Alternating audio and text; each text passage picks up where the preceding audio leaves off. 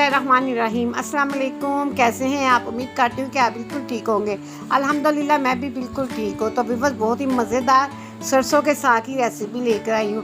सरसों का साग बनाएंगे, साथ हम चावलों के आटे की रोटी बनाएंगे। इतना मज़ेदार सरसों का साग, मौसम में सरमा की ये सौगात है सरसों का साग। इतना मज़ेदार, इतना यमी साग बनेगा कि आप इसे एक दफ़ा नहीं बार बार खाने पे मजबूर हो जाएंगे। तो शुरू करते हैं हम अपना सरसों का साग बनाना।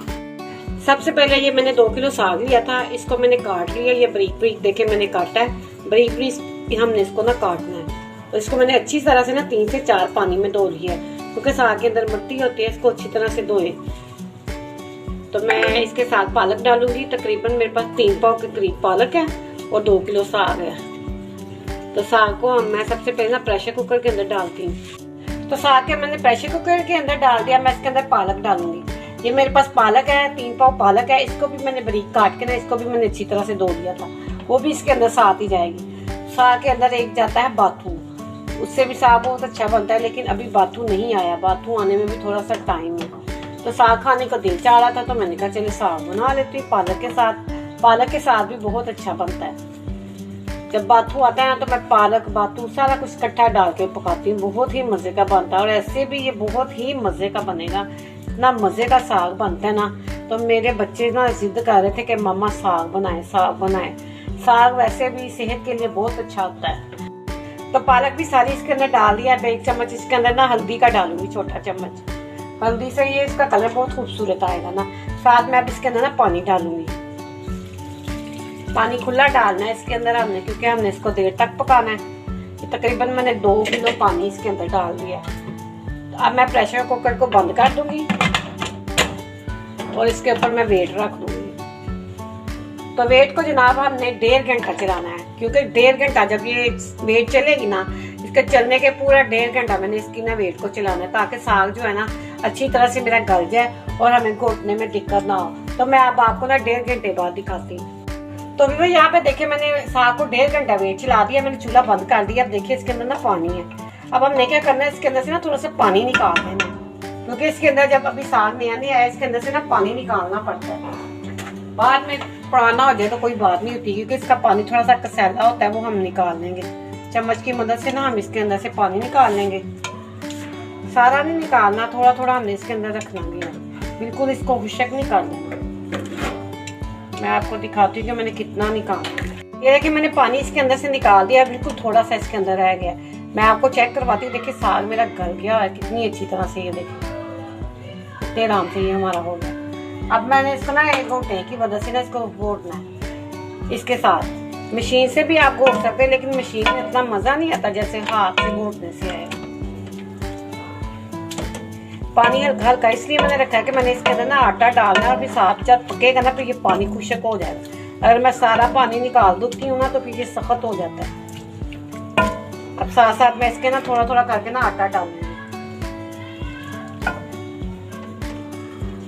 तकरीबन मैंने इसके अंदर आधा कप के करीब आटा डालना है। थोड़ा सा मैंने ये अब डाला, थोड़ा सा मैं बाद में डाल दूंगी। और अच्छी तरह से यहाँ पे इसको घोट लगाना है।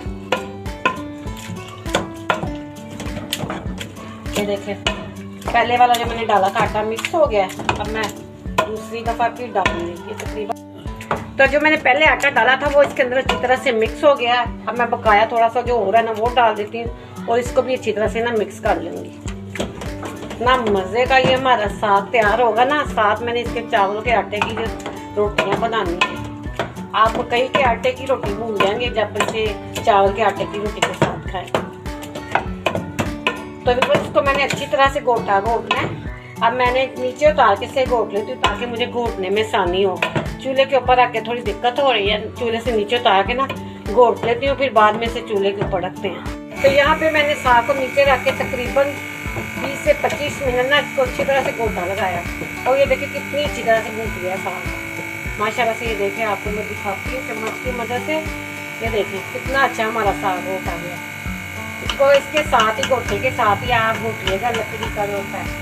मशीन से मत घोटिए। मशीन से घोटने में आसानी तो होती है, लेकिन जायका नहीं आता वो जो हाथ से ये घोटने से आता है, चाहे जितना मर्जी टाइम लग जाए। देखिए तकरीबन मैंने इसको अच्छी तरह से घोटा है। अब मैंने इसके नीचे चूल्हा जला दिया है, ताकि इसके अंदर जो मैंने आटा डाला है ना, उसका कच्चापन खत्म हो जाता है। तकरीबन ये 4-5 मिनट मैं इसको ना पकाऊंगी अच्छी तरह से। आटे का कच्चापन खत्म हो जाएगा और सारी जो इसके अंदर हल्का सा पानी है ना वो खुशक हो जाएगा।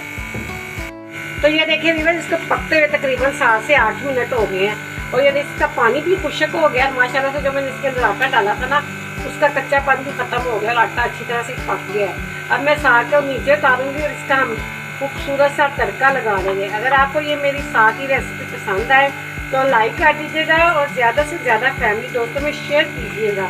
चैनल पे आने वाले जो नए लोग हैं ना वो सब्सक्राइब जरूर किया करें। तो यहाँ पे मैं चूल्हे को ये नीचे उतार देती, चूल्हे से उसका तड़का बना लेती। तो यहाँ पे कढ़ाई पे मैंने ना देसी घी डाल दिया, क्योंकि साग के अंदर देसी घी ना हो तो साग का मज़ा नहीं आता। ये तकरीबन मैंने 1 कप के करीब देसी घी डाला है। मैं इसके अंदर डालूंगी अदरक।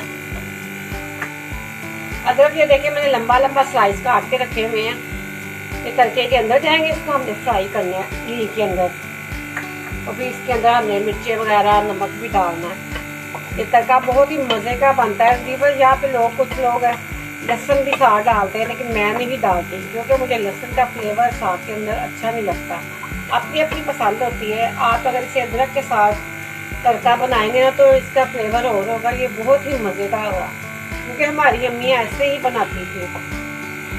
अब इसको मैंने ना घी के अंदर ना फ्राई कर लेना है अदरक को, ताकि इसका कच्चापन खत्म हो और इसका खूबसूरत सा ना गोल्डन सा कलर आ जाए। घी मेरा पिघल गया। अब मैं इसके अंदर अदरक को फ्राई कर रही हूँ। तो यहाँ पर देखिए मेरा अदरक फ्राई हो गया। ये देखिए आपको नज़र आ रहा होगा कितना अच्छा इसका कलर आ गया, गोल्डन सा कलर आ गया।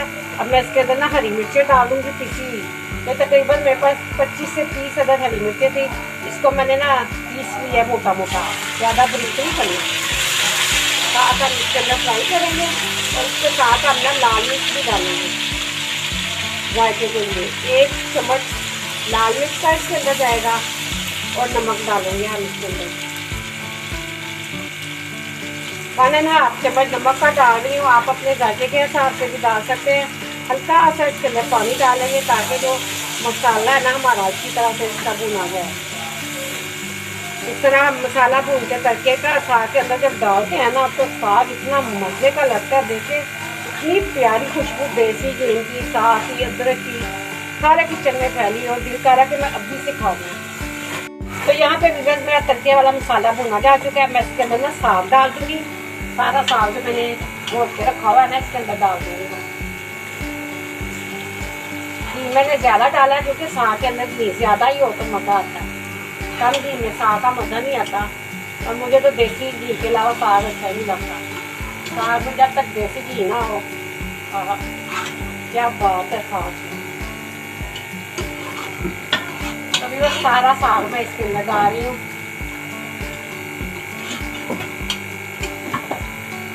मैंने सारा साग इसके अंदर डाल दिया घी के अंदर। मैं इसको अच्छी तरह से ना मिक्स कर लूँगी। ये देखिए माशाल्लाह से कितना खूबसूरत लग रहा है साग मेरा, आपको नज़र आ रहा होगा। ये देखिए इसके ऊपर घी कितना अच्छी तरह से आ रहा है। साग को जब बनाए तो आप इसे मेरे तरीके से बनाए, इतना मज़े का, इतना यम्मी सा ये साग तैयार होता है ना। व्यूअर्स आप अगर इसे मेरे तरीके से बनाएंगे ना तो आप इंशाल्लाह, मेरा दावा है कि बार बार बनाएं। इसको अच्छी तरह से घी के अंदर मिक्स कर लें। तो ये साग मेरा तैयार हो चुका है। अब मैं आपको डिश आउट करके दिखाती हूँ। साथ में इसके ना चावलों की आटे की रोटी बनाती हूँ, वो भी आपको दिखाती हूँ। अल्हम्दुलिल्लाह माशाल्लाह से ये देखिए मेरी फाइनल लुक तैयार हो गई है। देखिए मेरा साग जो है ना मैंने डिश आउट कर दिया बोल के अंदर और ऊपर से मैंने देसी घी और डाल दिया। साथ मैंने चावलों के आटे की रोटियां बना रही हैं। देखिए इतनी मज़ेदार क्रिस्पी ये रोटियां तैयार होती हैं ना। तो व्यूअर्स आपने मेरे कहने पे ये चावलों के आटे की रोटियां एक दफ़ा ज़रूर बनानी है। आपको इतनी पसंद आएगी ना कि आप इसे बार बार बनाना पसंद करेंगे। ये देखिए मैं आपको तोड़ के दिखा रही हूँ, इतनी क्रिस्पी और इतनी हमारी मज़े की ये रोटियां तैयार है ना कि आप इसको ऐसे भी खा सकते हैं। माशाल्लाह से ये इतना मज़ेदार मेरा साग तैयार हुआ है ना। आप जब इसे एक बार बनाएंगे ना तो बार बार बनाएंगे। ये देखिए इतना मज़े का, इतना यमी सा साग तैयार हुआ है ना। तो व्यूअर्स अगर आपको ये मेरे साग की रेसिपी पसंद आए तो प्लीज़ ज़्यादा से ज़्यादा लाइक कर दीजिएगा, फैमिली दोस्तों में शेयर कर दीजिएगा। चैनल पे जो आने वाले नए लोग हैं ना वो सब्सक्राइब जरूर करें और इसके साथ ही बेल आइकन के बटन को दबाएं ताकि मेरी आने वाली हर रेसिपी आप तक आसानी से पहुंच सके। इसी के साथ आपसे चाहूँगी इजाज़त। दुआओं में याद रखिएगा। अल्लाह हाफिज़।